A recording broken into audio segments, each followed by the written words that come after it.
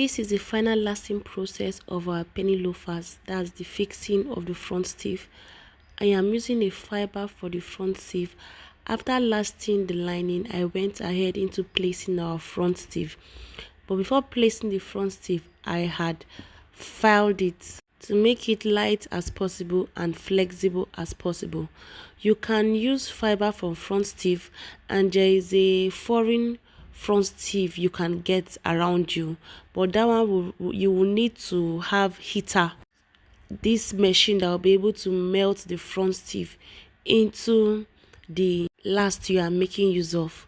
But if you don't have this hand dryer, the one that brings out heat, I know you understand what I'm trying to say. Just go with your fiber. After, like say, blending it into your lining and your last, you can go to the filing machine and just blend it properly. But if you have the foreign front sleeve, why not? You can make use of it. So after hitting it to the last, I went right ahead into the filing machine to just do the blending. Then I applied the gum on the front sleeve and on the leather. So this is almost like the final aspect of this. Like I earlier told you guys, there's a pattern on how you can create these penny loafers. It's not so difficult, and I will recommend as a beginner in shoemaking, if you are, will I say, done with the half shoemaking, you can just go ahead into making penny loafers. It's not so difficult. So what I'm doing here is I'm just dragging the first one. As there are different ways of lasting. If you notice, there are different ways. There are ways that people nail it from the beginning to the end. Yes, I didn't learn that one, but I would love to learn that process when I get the chance, or when I go for an upgrade, of which I don't have that time right now. But I would love to learn that process of, let's say, using that tacking nail to just nail it all through. But for now, this is what I am so good at, and this is what I am doing. But if I get any opportunity to learn that one that you will use nail all through, why not? I am going to do that as well.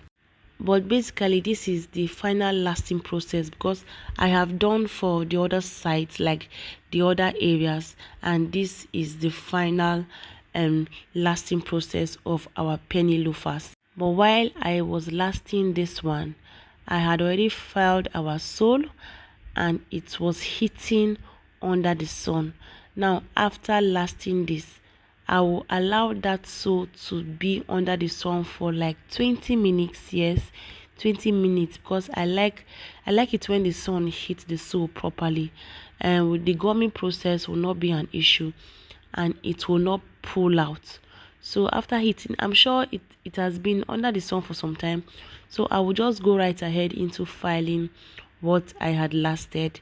Then I will go ahead into applying gum on the sole again, and also on this one that we have lasted. Now for that side that opened, the one that you saw, we are going to apply gum on it and make sure it sticks properly. But this is it. I had already placed the first one, and this is us placing the second one on the sole that we are trying to make use of. And this is basically how our penny loafers came out. Guys, if you have a question, please let me know in the comment section. But on a long run, this is how our penny loafers came out.